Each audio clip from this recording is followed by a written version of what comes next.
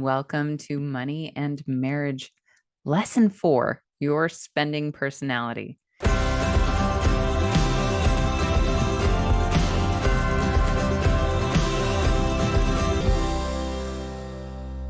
In the last lesson, you learned more about your individual money personalities along 4 different dimensions: saver versus spender, open versus closed communicator, planned versus carefree, and proactive versus avoidant. We also explored some underlying attitudes and emotions around money and started talking about how much money is a lot of money to you. That was a lot. The goal here is to understand more about each other so you can better work together as a couple.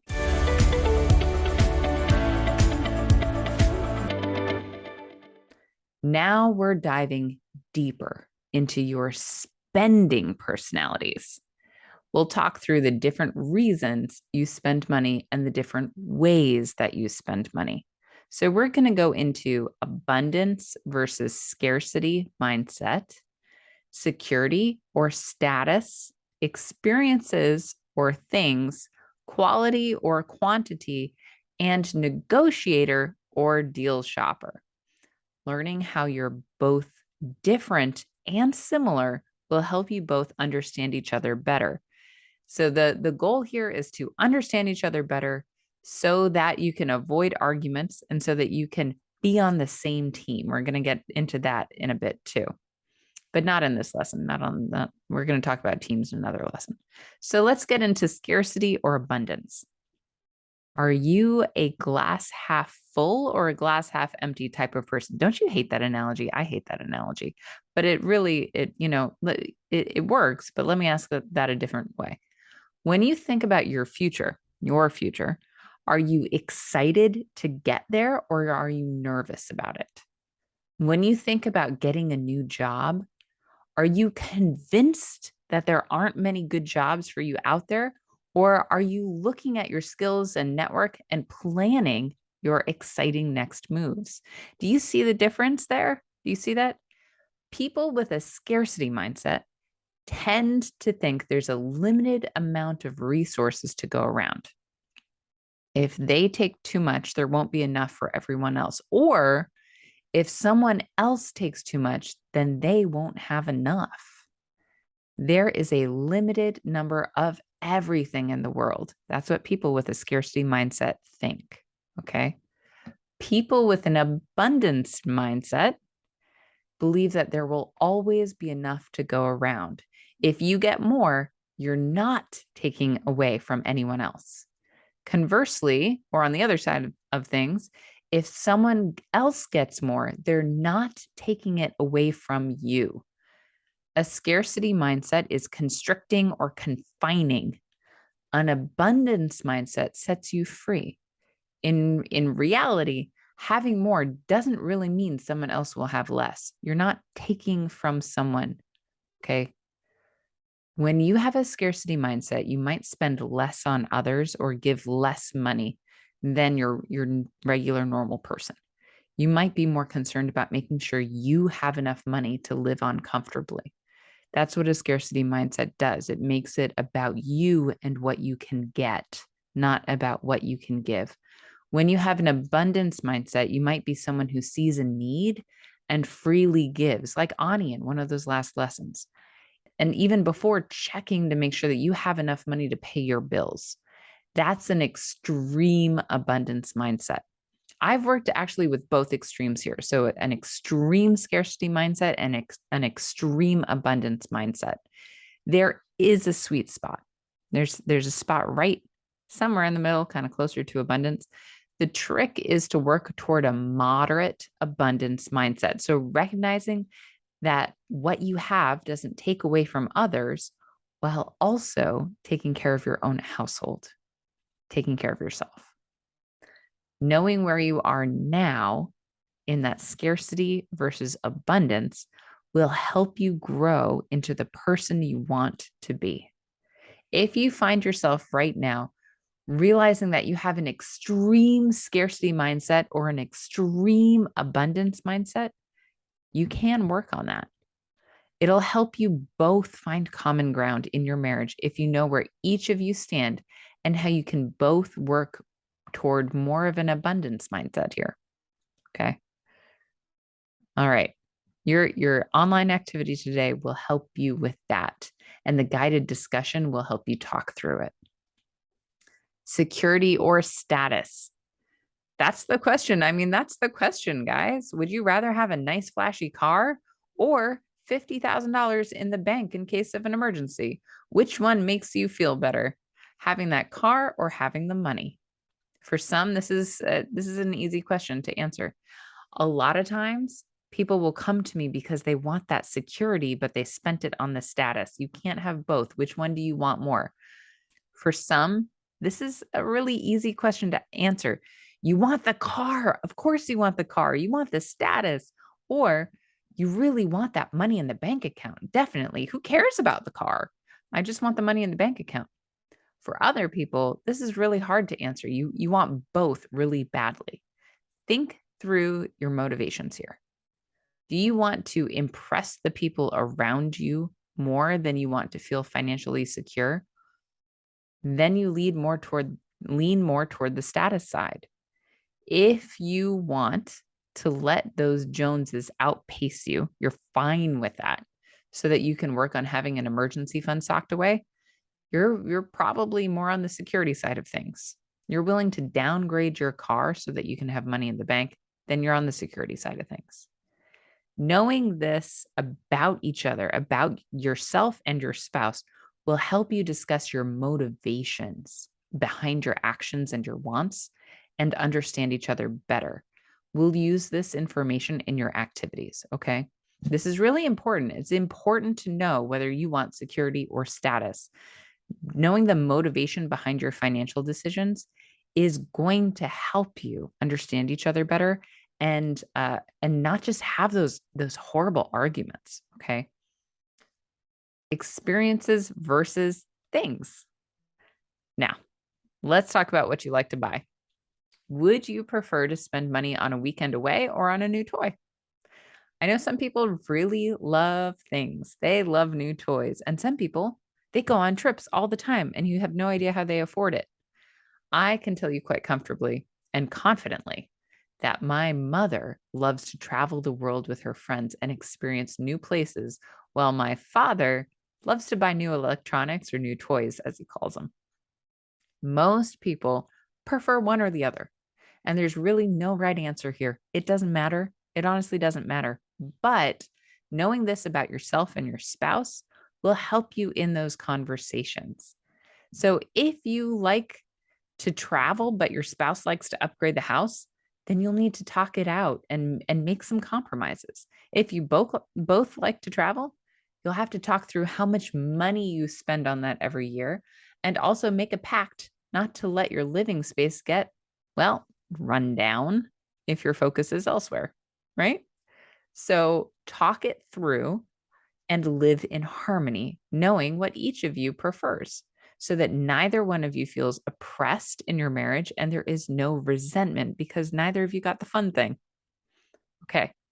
That's the travel or stuff argument. Okay. Quantity versus quality. This topic is also just something to know about each other. Okay. There is no right or wrong here, unless maybe you're at the extremes, and we can talk about that. I've seen the extremes here. Most people fall into buying either one high quality thing when they need something or multiple low quality things. For example, when I buy undershirts, which I'm not going to show you, I tend to buy a few in all different colors so that I have an undershirt for every blouse. Okay. And I feel like I'm 80 years old saying blouse. Do people say blouse around you? They don't say blouse around me. Now I say blouse. Anyway, I'm usually thrilled if my undershirts last longer than like a year or two. Okay.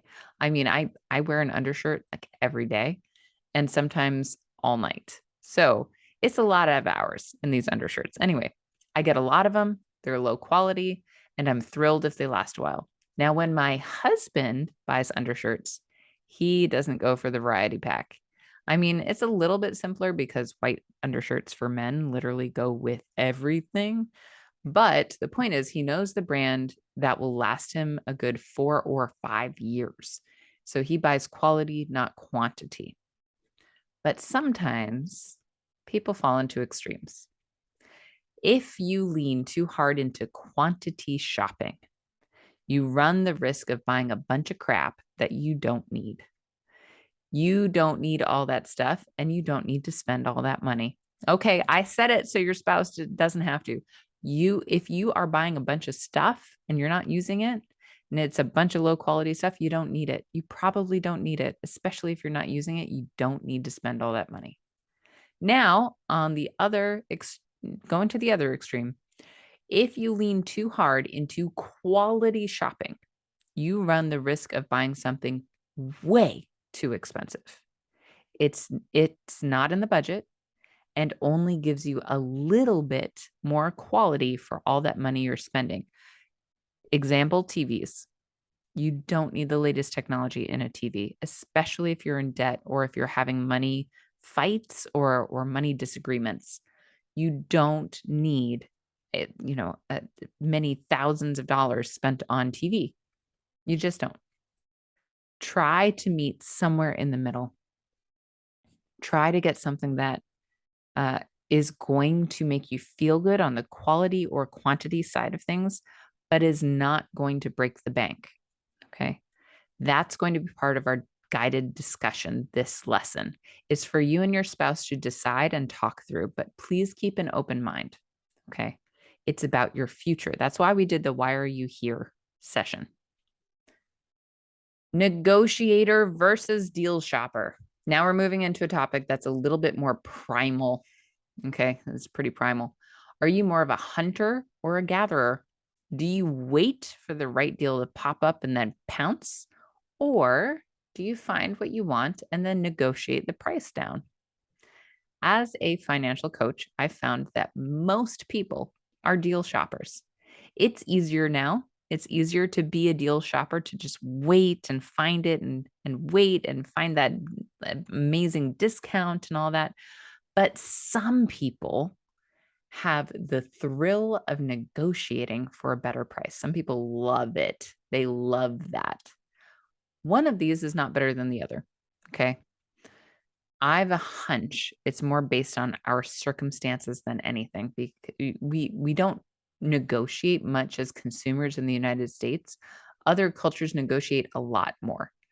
That said, some people in the United States still love to negotiate down purchases and prices. Okay.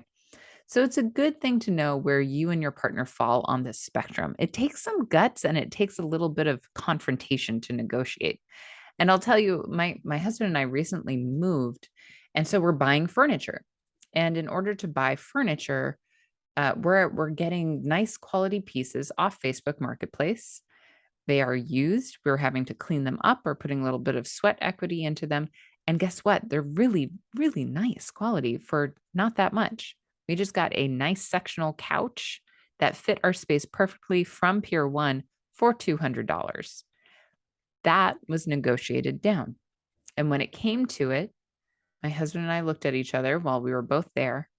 And I said, you want to negotiate? You want to negotiate this one? The seller had walked out of the room. And he looked at me and said, that's your cup of tea. You get to negotiate. I'm not negotiating. You do it. You're the one who likes this. So when the seller came back, I looked at him and went, it needs a little bit of work. It's not exactly the way it looked at the pictures. Would you take 200 for it? And the guy went, I know I'm supposed to negotiate. I'll take 200. I don't care. Just take it away. Took a little bit of guts, but it worked out. Anyway, we'll bring this one back up when we plan out who does what in a later discussion. So just keep it in the back of your mind. It's going to be part of our activities today, but we'll bring it back up in the last lesson. Let's talk now about emotional spending. A lot of people spend money either to celebrate something in their lives or as a reaction to something negative in their lives. Okay. I see this all the time. This is completely normal, but it needs to be worked through in order to control spending. As a financial coach, I work with emotional spending a lot, a lot. It usually stems from a need for control. Let me tell you a story. Val and Kate were trying to get out of debt, but they couldn't keep their spending under control. They just couldn't stick to a budget.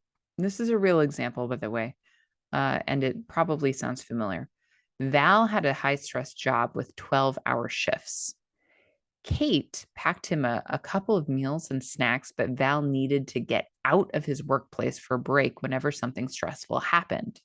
He just needed to leave the premises. He needed to escape. While he was out of his place of work, he would often go into a nearby store and grab some extra snacks, something sweet, and he would blow their budget. Can you imagine? He would get, okay, let's be real, guys. He would get a $5 to $8 candy bar or a bar of chocolate, like one of those really nice ones, every day. How? Why, you might ask? How could that blow their budget? Well, you like the good stuff. Yeah. And when I said 5 to 8, that wasn't the only thing he got. He usually spent $10 on his snack. So that's 4 days a week, all month. That comes to about $180 a month. Now, that may not seem like a lot to you, but when emotional spending is a habit, it happens more spontaneously than you think, and it creeps up. People tend to look at their budgets and go, whoa, why am I spending $2,000 more a month than I thought I should be? What is going on? And it comes down to emotional spending. Here's where it gets sticky for Kate and Val. Kate heard all about Val's work. She really loved her husband, and she internalized some of his stress too. She felt like it was completely out of control. You know, we talked about how a lot of spending is about control. And so she wanted to make herself feel good. She wanted to control that piece, her feelings. And spending money does feel good for a few minutes. Kate would then get takeout to help them celebrate after a long weekend or a long week, excuse me. That turned into an extra $4, $5, $6, $800 a month that they were spending on food. It ended up being a lot. So that feeling of stress and losing control triggered them both right into about $1,000 to $1,500 worth of overspending. It is not as hard as it looks. Now, if that's in your budget, there's no problem, but it usually isn't in the budget. And sometimes that extra food splurge is just the tip of the iceberg. In our activities this lesson, we'll start to uncover some emotional triggers that make you want to go shopping or spend money on food or just spend money in general. In the coaching meeting, we talk through what to do about them. This is a regular topic. So please book those coaching meetings. They are there to support you and help you work through things. So next, you have 2 activities to do. An online activity that you do individually, and then a guided discussion that you do together. Please make sure to do your activities in order. You'll use what you learned about this video to learn more about yourself and each other so that you can start to work better together when it comes to your finances. Make sure that you sign up for the group coaching. It's a small group usually, so come ask your questions. Everyone is in on this together. Everyone has signed that agreement where it's confidential, and everyone is in a place where they're trying to better their marriage and their budget. So come on over. Let's talk about it. I will see you in the next video.